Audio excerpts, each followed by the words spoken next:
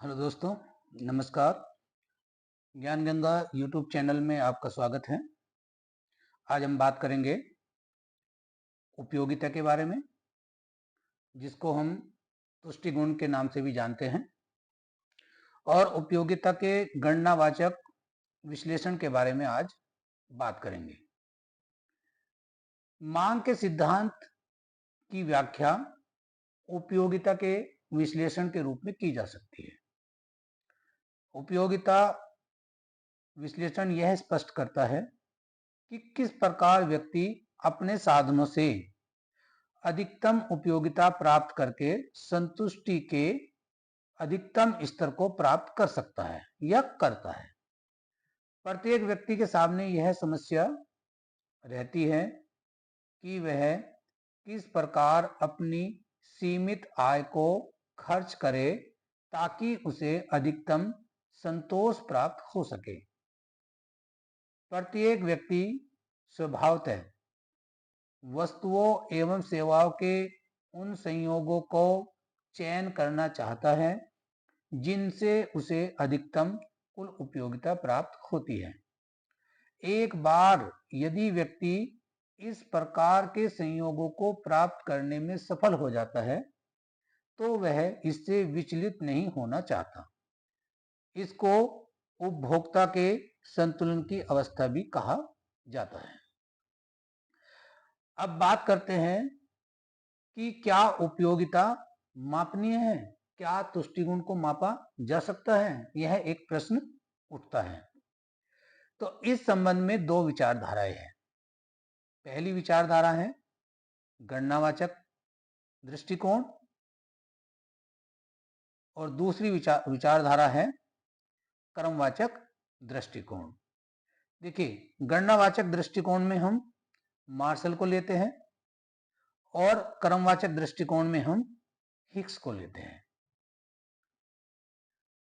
अब इसकी कहानी क्या है? इसकी कहानी यह है कि यूरोप के विभिन्न देशों के अर्थशास्त्रियों ने 19वीं शताब्दी में गणनावाचक उपयोगिता विश्लेषण का प्रतिपादन परंपरावादी अर्थशास्त्री कौन थे?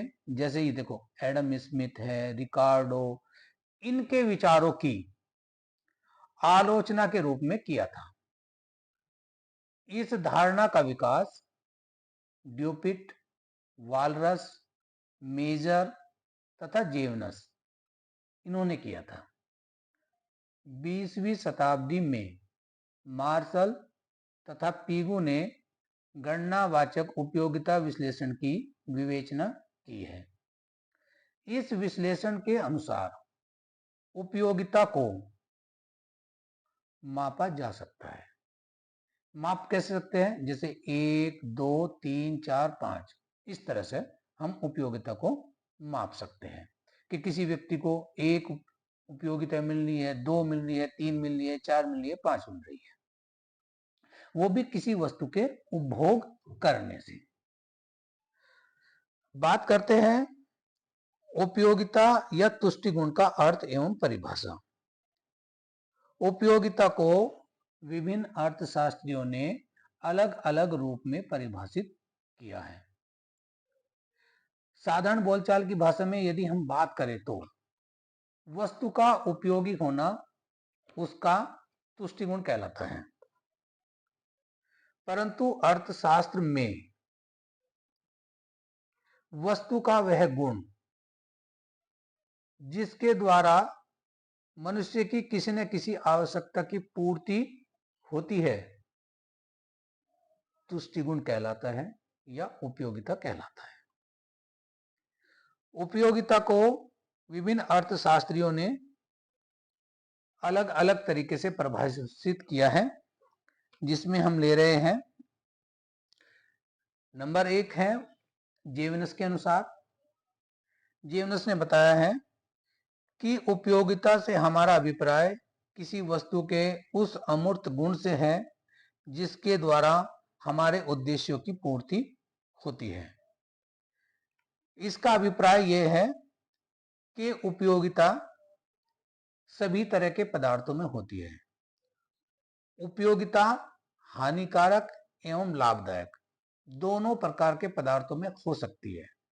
शर्त यह है कि जो हानिकारक पदार्थों को प्रयोग करते हैं उनके लिए हानिकारक पदार्थों में उपयोगिता है, जैसे शराब है, बीड़ी है, सिगरेट है इत्यादि। और जो लाभदायक पदार्थ यूज करते हैं उनके लिए उनमें उपयोगिता है, जैसे दूध है, भोजन है, पानी है, मकान है, कपड़ा है इत्यादि। दूसरी परिभाषा श्रीमती जॉन रॉबिन्स की है। इन्होंने उपयोगिता को इस प्रकार से परिभाषित किया है कि तुष्टिगुण कह दो या उपयोगिता। तुष्टिगुण या उपयोगिता वस्तुओं का वह गुण है जिसके फलस्वरूप लोग उसे खरीदना चाहते हैं। इसमें यह निष्कर्ष निकलता है कि जो हमारी आवश्यकता की पूर्ति करता है बस उस पदार्थ में उपयोगिता है, क्योंकि हम अपनी आवश्यकता की पूर्ति के लिए ही या अपनी आवश्यकता को शांत करने के लिए ही किसी वस्तु को खरीदना चाहते हैं। ये थोड़ा सा गलत हो गया है, इसमें मैं बता रहा हूं ये आवश्यकता है, ठीक है ना। ये इसे ध्यान न दीजिएगा। अब हम बात करते हैं उपयोगिता की विशेषताओं के बारे में। देखिए, उपयोगिता की कुछ विशेषताएं हैं जिसको हम शॉर्ट में देख लेते हैं। पहली विशेषता है, तुष्टिगुण कह दो या उपयोगिता, एक ही बात होती है कि उपयोगिता मानव की आवश्यकता व तीव्रता पर निर्भर करती है। इसका अभिप्राय यह है कि उपयोगिता में निहित गुण उपयोगिता नहीं होता, यह व्यक्ति की आवश्यकता उसकी तीव्रता पर निर्भर करती है। यानी कि किस वस्तु के लिए हमें कितनी आवश्यकता है, यह हमारी उस आवश्यकता की तीव्रता पर निर्भर करता है। जैसे भूखे व्यक्ति के लिए भोजन की आवश्यकता है और जो व्यक्ति भूखा नहीं है उसके लिए भोजन में उपयोगिता नहीं है। दूसरा है, तुष्टि गुण का भौतिक रूप नहीं होता। भौतिक रूप का मतलब यह होता है कि आप उपयोगिता को स्पर्श नहीं कर सकते, उसे देख नहीं सकते, उसे खाली महसूस कर सकते हैं और अनुभव कर सकते हैं। ऐसा नहीं है कि आप किसी को ये बता सकते हैं कि भाई उसके अंदर या उसको, उस व्यक्ति को कितनी उपयोगिता प्राप्त हो रही है। तीसरी विशेषता है कि उपयोगिता कह दो या तुष्टिगुण कह दो, तुष्टिगुण जो है वो सापेक्षिक होता है। सापेक्षिक का मतलब यह होता है कि यह देश, काल, वातावरण, समय, स्थान के अनुसार बदलता रहता है या उपयोगिता बदलती रहती है। समय के अनुसार उपयोगिता परिवर्तित होती रहती है। जैसे सर्दियों के दिनों में गर्म वस्त्रों में उपयोगिता होती है और गर्मियों के दिनों में शीतल पेय पदार्थ जैसे कोल्ड ड्रिंक हुआ, बर्फ हुआ, इस तरह के पदार्थों में उपयोगिता होती है। तभी कहा गया है कि जो उपयोगिता है वो सापेक्षिक होती है, समय के अनुसार, स्थान के अनुसार ये बदलती रहती है। चौथी विशेषता है कि तुष्टि गुण और संतुष्टि दोनों शब्दों का समान अर्थ नहीं होता। इसका अभिप्राय यह है कि उपयोगिता तो केवल किसी वस्तु विशेष के प्रति उपभोक्ता की इच्छा की तीव्रता है। मतलब ये बताता है कि मुझे इस वस्तु की कितनी आवश्यकता है, इसका एक संकेत मात्र है।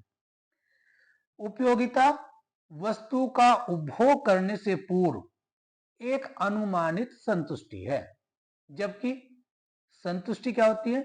संतुष्टि किसी वस्तु के उपभोग से मिलने वाले वास्तविक सुख या सुख या संतोष को बताती है। पांचवी विशेषता है, तुष्टि गुण को मापा जा सकता है। जैसे हम बात ही कर रहे हैं कि तुष्टिगुण कह दो या उपयोगिता कह दो, इसको मापा जा सकता है। कैसे माप सकते हैं? किसी वस्तु से प्राप्त उपयोगिता को हम माप सकते हैं। इसके लिए हमें मुद्रा रूपी पैमाने का सहारा लिया जा सकता है। एक व्यक्ति किसी वस्तु के लिए जितनी मुद्रा खर्च करने को तैयार होता है, वही उस वस्तु के उपयोगिता की माप है।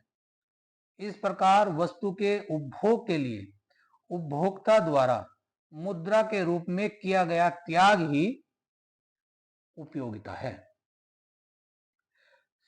छठी और आखिरी विशेषता है मनुष्य, ये थोड़ा गलत हो गया है, देखिए इसको देख लीजिएगा। ये जो दिया गया है ये मुष्टि गुण युग्ण है, इसको हम तुष्टि गुण बोलते हैं।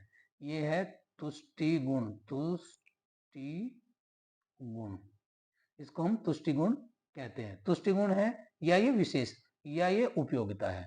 इसको आप उपयोगिता या तुष्टि गुण पढ़ेंगे। तो ये बोल रहा है कि उपयोगिता नैतिक मूल्य से प्रभावित नहीं होती। उपयोगिता नैतिक मूल्य से प्रभावित नहीं होती। नैतिक मूल्य का मतलब ये है यहाँ पर कि उपयोगिता का नैतिक मूल्य से कोई संबंध नहीं होता।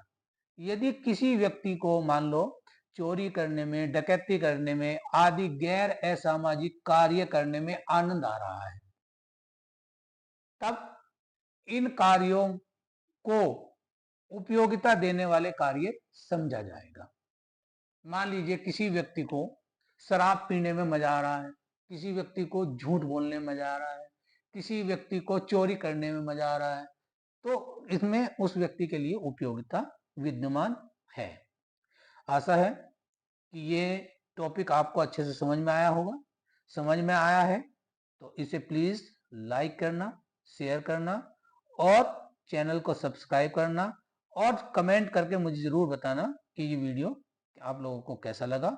मैं आपके कमेंट का इंतजार करूंगा और मुझे एक प्रेरणा मिलेगी कि मैं और वीडियो बना सकूं। सभी का वीडियो को देखने के लिए बहुत बहुत धन्यवाद। नमस्कार।